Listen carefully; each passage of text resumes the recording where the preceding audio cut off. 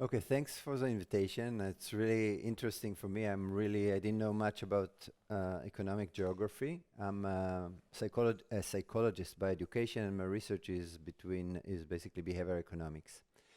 And I'm going to talk about gentle rule enforcement. That this does not mean that I feel that people should do whatever they want. There's rule enforcement. It's going to be gentle in my view, but I think rule enforcement is important. So I'm a little bit conservative in that respect. Um, and as you know, one of the main goals of laws and regulations is to increase social welfare by reducing the probability that people will select behaviors that interfere with other people, like driving in their street and making a lot of noise.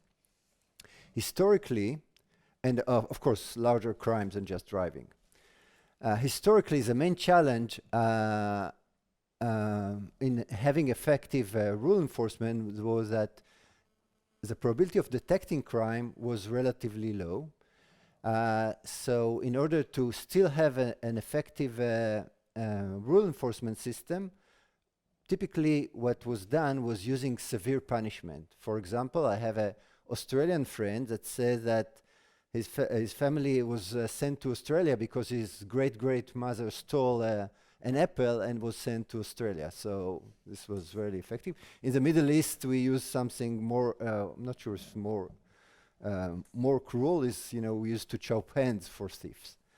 So that was the way to deal with the fact that was difficult. You want to have rule enforcement, but you can detect only small percentage of the crime and the rule enforcement, so you have to use harsh rules, harsh punishment. Well, severe punishment actually makes sense under mainstream economic theory, and this was one of the points of Gary Becker, who got Nobel Prize for his research, demonstrating that yes, when probability of detection is small, or maybe because punishment is expensive, we have to use even more severe punishment, and that should work.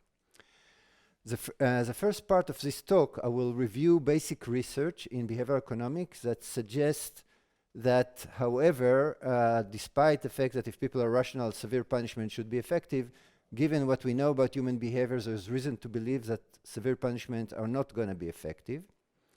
And in the second part of my chapter and also of this talk, I will discuss how we can use digital technology to help solve this problem. So let me go now for basic research.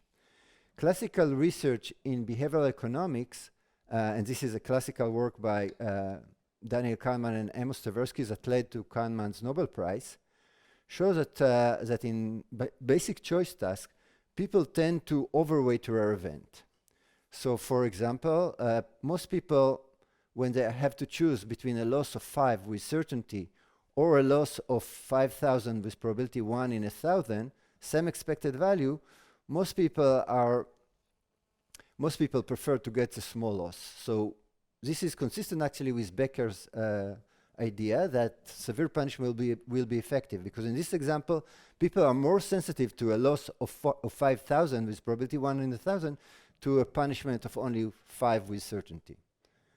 So this suggests that maybe it's going to work. However, our research suggests that this is not a general phenomenon. The Kahneman and Tversky phenomena that people overweight a rare event is not a general phenomenon.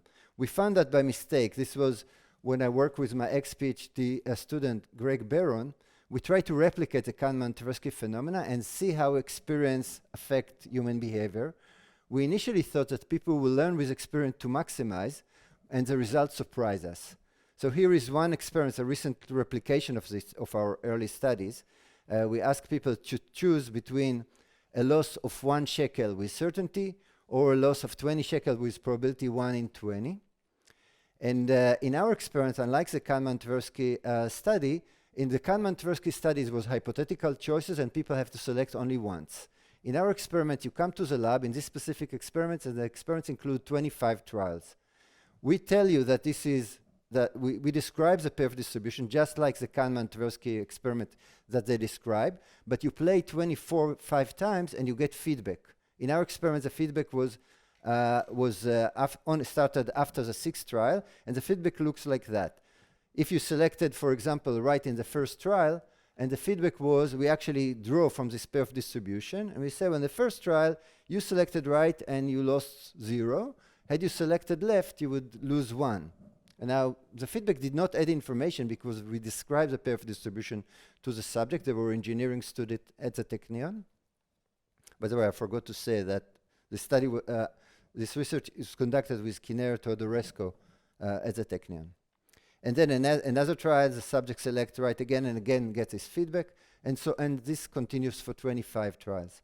What we find, as I said to our surprise, that people do not behave as if they overweight the rare event. The other, initially in the very first trial, very first block, before they get feedback, we didn't get 17% like Kalman Tversky of people taking the rare risk, but we get 48%, so we get below 50%.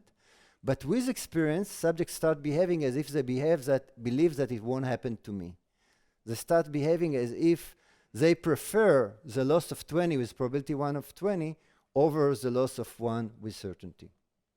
And so basically, initially, the Kahneman-Tversky results happens, not as severe as they found, but experience leads people to behave as if it won't happen to me.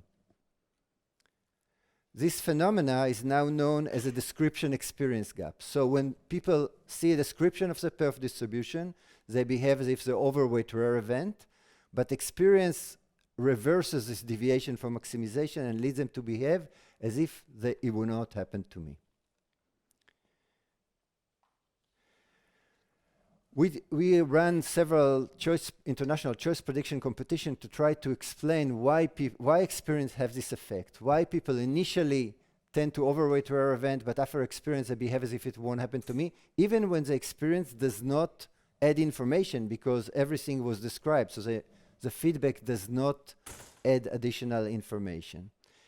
And our results suggest that, so we compare alternative model and we found that the main results can be captured with a hypothesis that the underlying cognitive processes resemble a machine learning algorithm in the sense that what people do, they classify past experiences and tend to play best reply to a small sample of the similar, the situations that seems to them most similar to the current choice task. To clarify this idea, think about this thought experiment. In this experiment, you have to choose between top and bottom. And I show you, and now we are in trial number 16. I show you the results of the first 15 trials. Try to think what you would do in trial 16. So basically what happens here, if you select bottom, in all 15 trials, you earn 0 for sure. If you select top, in the first 3 trials, you lose 1, and then in trial number 4, you earn 2, and so forth. So what would you do in trial number 16? Most subjects, at least those who didn't teach statistics for too long, and then look at the average, but most intelligent people, and this is how, of course, how we measure intelligence in intelligence tests. In that respect, by the way, machine learning algorithms are intelligent because this is what they do, pattern recognition. And this is how we measure intelligence. So most people select top in trial 16. Because basically what the mind is doing is detecting patterns. Now, selecting this behavior implies reliance on small sample of past experience. In trial 16, I say I don't have to worry about all 15 trials. I just have to rely on the similar past experiences. Only trial 4, 8, and 12 because they come after 3 losses. This hypothesis, that is, so this implies reliance on small samples, and the reliance on small samples imply underweighting of rare event. Because, for example, in the problem I showed you before, a loss of 20 with probability 1 in 20, if you only rely on sample of 4, you will underweight, the sample will include the minus 20 outcome only, in this case, 18% of the time. If you use 5, it will be 23% of the time. So on average, small sample is unbiased, but in most cases it is biased. It's underweight rare event. The rare events are less likely to be in the sample. So now I want to, so this was my review of the basic research, and this result is really robust. So initially people, when they think about a problem, they overweight the rare event, but after a few trials with experience, most of us behave as if it won't happen to us. Now I want to think about the implication of this observation to rule enforcement. And I think there's two important implications. So the first one, so this intuitive classifier hypothesis that human behavior can be approximated by assuming that we are intuitive classifiers, implies that deterrence created by rare and extreme punishment might work initially when you think about a problem, but after several trials in which nothing happened, people will start behaving as if they believe it won't happen to me, not only the accident, but also the punishment. But so this is a, how do you say, it's a little bit pessimistic observation, but there's also an optimistic observation. And the optimistic observation that what we have to do if we want to enforce rule and regulation, what we have to do is instead of using large punishments, it's enough to give a small punishment with high probability. And in fact, we may not even need to give this punishment because it will serve, those of you who learned psychology about, it will serve as a negative reinforcement. You will never do it. And most of us have experience with that every day, maybe not in your neighborhood in London, when we drive. So one of the most effective idea of implementation of this idea is a seatbelt buzzer. I'm old enough to remember that in the 70s, people invented the seatbelt, but it didn't work because no one used them. And then, there was, in the news, they explained people that the seatbelt can save their life, but no one believed that. Actually, there were several scientists who wrote papers saying it's not true, it doesn't save life. And then the government realized that you have to punish people, so there was severe punishment for not using seatbelt, and this didn't work. Only 15 or 20 years later, they invented the seatbelt buzzer, and that's actually probably one of the inventions that actually saved a lot of life. I think there is, it's quite amazing how the decrease in fatality in accident reduced because of these really simple ideas. Okay, so basically what I'm proposing that maybe we can use similar ideas, and that's make us more into geography in some respect, because I'm not going to talking about exiting to different words. I'm actually thinking about doing something very local. So space is relevant here in some respect. Okay, and I want to present some example that we use. We check this idea of gentle rule enforcement. One way that probably maybe they're already doing that in your university, but in the Technion they didn't do it. In the Technion in the 90s, when we started this research, the rule was that before each exam, there is proctors coming, and they have to give in the beginning of the exam, they have to prepare a map of all the students, and they're sitting in the class.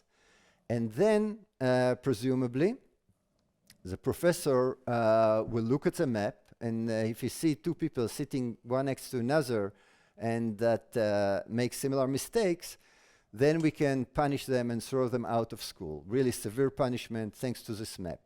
They send them to a special committee and they throw them out. Of course, I'm in the committee in the Technion now for 30 years. I never saw any of this map because professors are too lazy to do this map. And if you look at this map, the committee are too nice and they don't throw them away. So we propose to do gentle rule enforcement instead. Basically, what we notice that when the proctors prepare the maps, they don't look at the class. And after 15 minutes preparing the map, all the class is already a big party. And then the proctor tell Joachim, you are talking with your friend, and Joachim can say, no, I just asked him to be quiet because everybody is really loud. So basically, all that we proposed was to delay the preparation of the map by 50 minutes. And in these 50 minutes, the proctor and the professor too are looking at the students. And the first one that moves ahead, you ask him to move to the first row, and that will be like a 20 seconds punishment because they have to move to the first row. And basically, we did that in 7 different courses.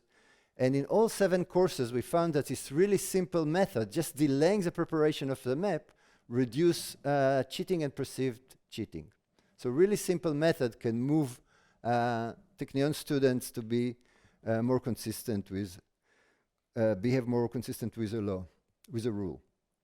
We later show similar results in Israeli factories. In this experiment here in the top, we basically talk with supervisor asking them in those factories there was a rule that if the supervisor observe a workers that doesn't use protection safety devices, then he have to give them a punishment of 700 shekel, which was at that time about quarter of the monthly salary. And of course, and then we said, well, you can also, instead of giving them punishment, it's okay also just to go, if you saw that he doesn't carry his ear protection, you can ask him just to go to the room with all the stuff and bring one. So it will be, instead of having 700 shekel, will only be 2 minutes, go back to the room and bring your stuff.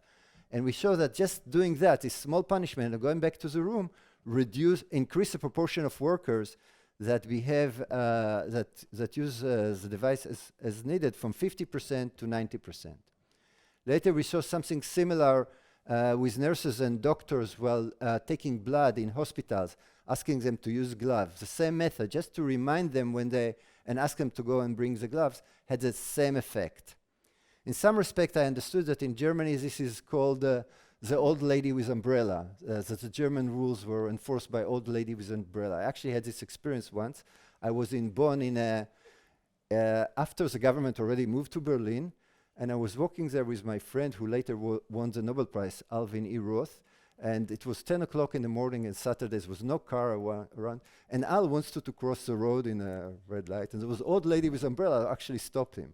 So I really understood this analogy really well. Later, recently we tried to use similar idea to encourage worker in a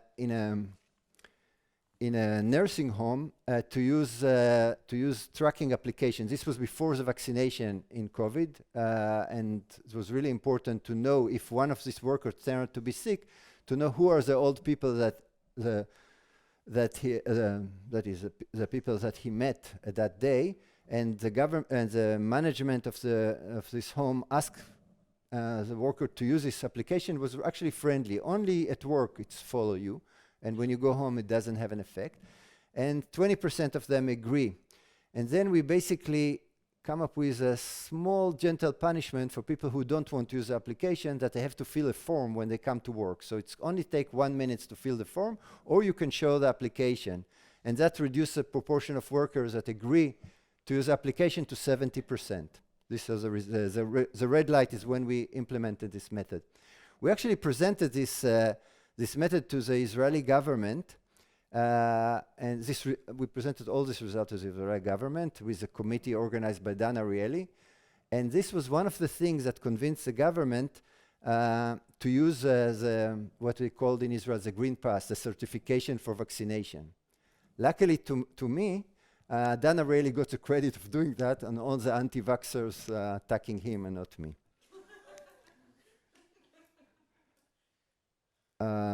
Okay, I want now to talk about I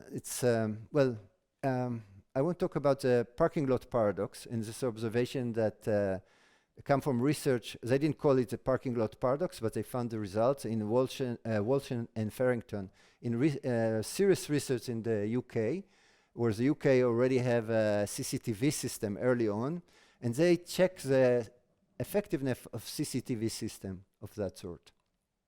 And one thing that a really interesting and consistent result is that the system are very effective in reducing crime, car-related crime, in particular car theft.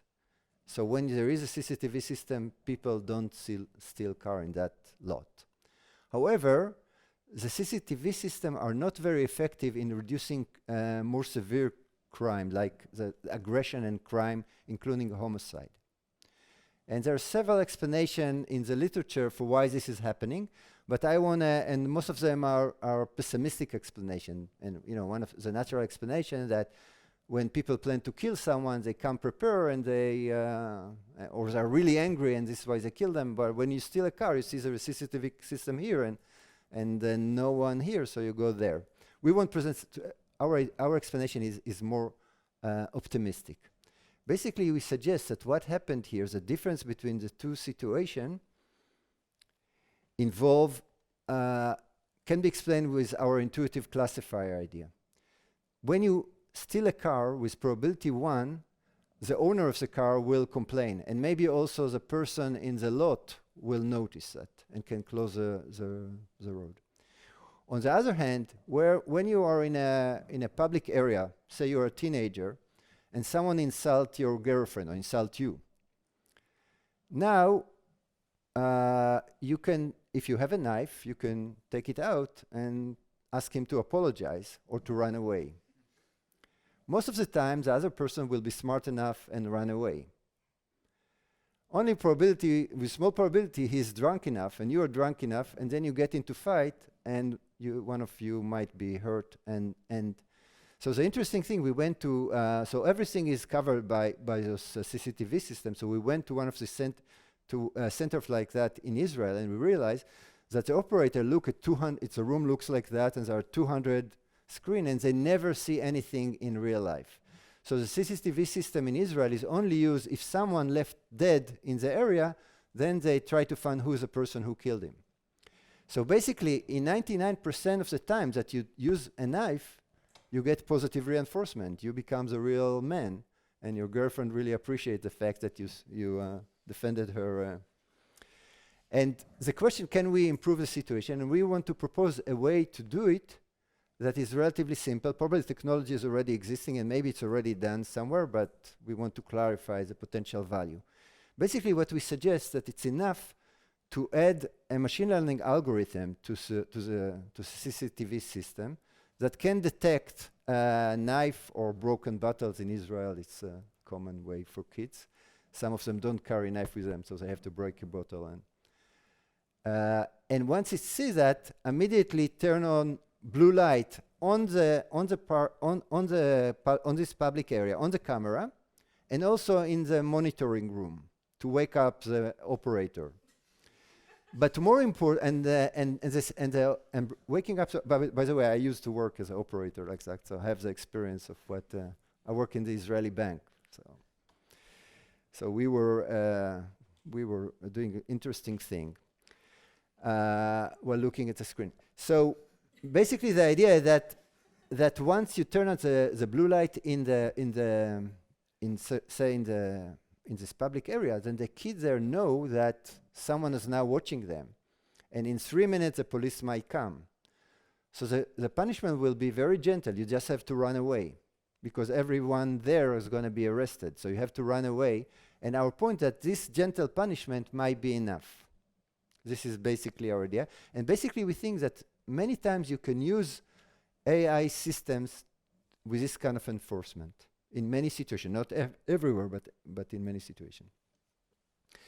One I think about this method that you don't really have to mess up with privacy, because the camera doesn't have to record anything, but only see when only detect beginning of a fight. And then you run away. So you stay. So your privacy is preserved, but you don't kill anyone, and which is probably a good thing. And here there is something really that I actually noticed only recently, that the gentle reinforcement is likely to be successful in many situations because many severe crime start with minor crime. So before you kill someone, you have to take the knife out. So, by the way, by Israeli law, if you take a knife out, you should be 5 years in jail. But of course, it's never enforced for many reasons. But this is a relatively gentle violation, just taking a knife out without killing anyone. But we can punish this behavior of taking the knife out to avoid this violation. Just the fact that you have to run away, if you do that, might be enough. So basically, we suggest that there's many versions, also like cheating in exams.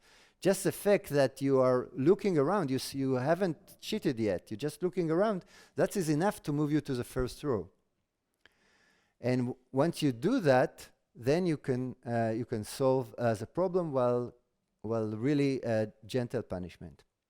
Notice there's also no legal consequences here, because the camera is already there collecting all this data. We only suggest that maybe it's not necessary to collect all this data. You collect even less data.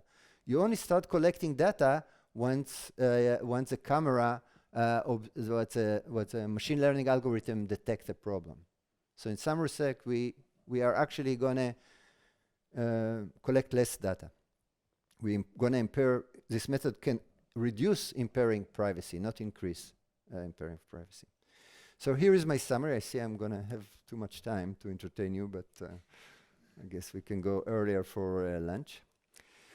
So my review of basic research suggests that inconsistent with, you know, what, if any of you took a course in decision making, you probably learned about Kalman-Tversky prospect theory that suggests that people overweight rare event.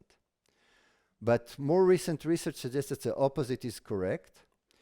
And basically, basic research suggests that people behave, with experience, behave as if it's the underweight rare event. And for that reason, severe punishment are not very effective. One thing that's complicates the understanding of that the typical talkbacks and in the web, they make decision from description. And they overweight her and say, oh, we can solve all these problems. We just kill every criminal. This is incorrect. Killing all the criminals will not help, according to our idea. Because, well, if you get all of them, maybe. But, okay. So basically, we suggest that you can solve this problem by looking by gentle rule enforcement with high probability. And the good news that nowadays it's possible to use technology, especially if we use them local, so we not collect everything about all the world, but in a particular public area, if we have the local data for there, we don't have to collect the data. We can just send the police, and then people will run away, and we can have and we can solve many problems. This is basically my stories.